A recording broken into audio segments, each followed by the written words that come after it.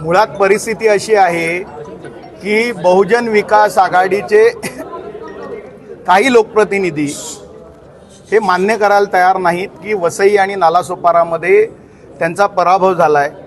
लोकांनी त्यांच्या आमदार पदाच्या उमेदवारांना नाकारलं आहे आणि हाच उल्लेख ज्या वेळेला घोषणाबाजी झाली त्यावेळेला हा उल्लेख झाला की लोकांनी नाकारलं आहे.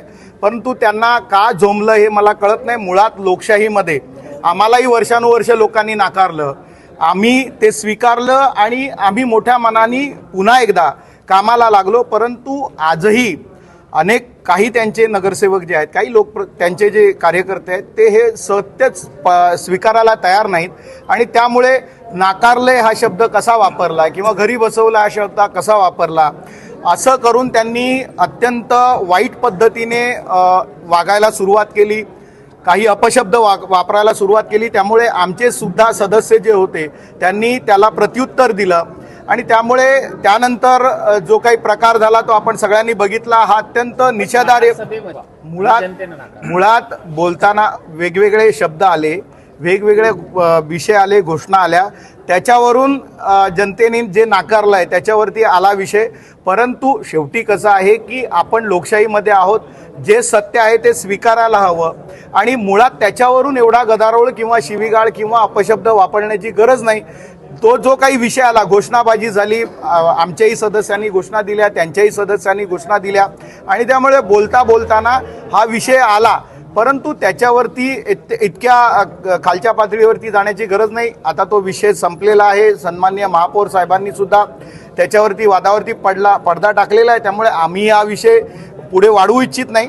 परंतु लोकशाहीमध्ये आपला पराभव स्वीकारण्याची मानसिकता ही लोकांनी तयार करायला पाहिजे, बहुजन विकास आघाडीवाल्यांनी पण तयार करायला पाहिजे अशी अपेक्षा आहे. मुळात जर आपण सुरुवातीपासून सभेत असाल तर भारतीय जनता पक्षाच्या कुठल्याही कार्यकर्त्यांनी कुठल्याही नगरसेवकांनी एकही घोषणा दिली नाही. सुरुवातीपासून बजेट मांडण्यापासून अनेक वेळेला बहुजन विकास आघाडीच्या नगरसेवकांनी आपल्या पक्षाचा आणि नेत्यांचा उदो केला. हे 4 ते 5 वेळा घडल्यानंतर ज्या वेळेला बुलेट ट्रेनचा विषय आला त्यावेळेला हा केंद्र सरकारचा प्रोजेक्ट आहे, नरेंद्र मोदीजींचा ड्रीम प्रोजेक्ट आहे आणि त्याचं एक केंद्र किंवा त्याचं एक आपलं स्टेशन हे नालासोपारा पूर्वेला होतंय, त्याला विरार स्टेशन नाव आहे. आणि ते झाल्यानंतर आमच्या कार्यकर्त्यांनी उत्साहामध्ये नरेंद्र मोदीजींच्या म्हणजे देश का नेता कैसा हो, नरेंद्र मोदीजी ऐसा हो आणि भारतीय जनता पार्टी आणि भारत माता की जय या घोषणा दिल्या. याच्यामध्ये कुणालाही डिवचण्याचा, कुणाच्याही विरोधात नव्हता. तुम्ही तुमच्या नेत्यांच्या समर्थनात घोषणा दिल्या, आम्ही शांत राहिलो.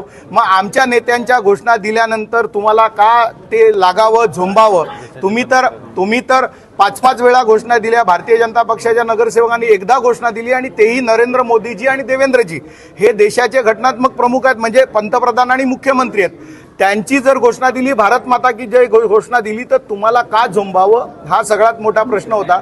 त्यामुळे काय म्हणतात ते की सभागृहामध्ये हा जे काही झालं, महापौरांनी त्याच्यावरती पडदा पडलेला आहे.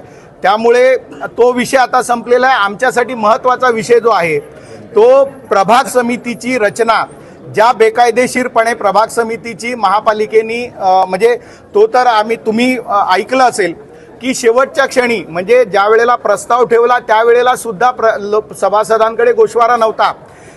सभागृह नेत्यांनी प्रस्ताव वाचून दाखवला, त्याच्यानंतर विरोधी पक्ष नेत्यांनी गटनेत्याकडे फक्त ती प्रत दिली.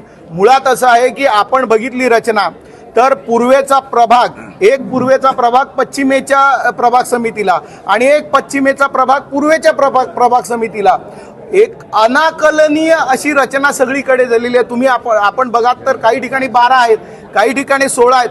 मला हे कळलंच नाही की विरार पूर्वेचा एक प्रभाग विरार पश्चिमेला आणायचा आणि विरार पश्चिमेचा एक प्रभाग विरार पूर्वेला न्यायचा. म्हणजे 2 प्रभाग समित्यामध्ये सलग विरार पूर्वेचे प्रभाग नाही आहेत. तर एकाच प्रभाग समितीमध्ये विरार पश्चिमेचा एक प्रभाग आहे, दुसऱ्या प्रभाग समितीमध्ये विरार पूर्वेचा एक प्रभाग विरार पश्चिमेला आहे. त्यामुळे अशी चुकीची आणि केवळ राजकीय स्वार्थासाठी जी काही रचना केलेली आहे त्याचा आम्ही पर्यायी ठराव दिला आणि तो ठराव जो आहे तो सुद्धा आम्ही मांडलेला होता.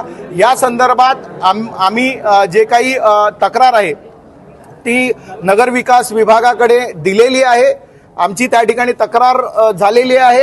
येणाऱ्या काळामध्ये त्याच्यावरती कारवाई होईल आणि हा जो काही ठराव केलेला आहे तो विखंडित होईपर्यंत भारतीय जनता पार्टीचा आम्ही सगळे त्यामध्ये काम करत राहू.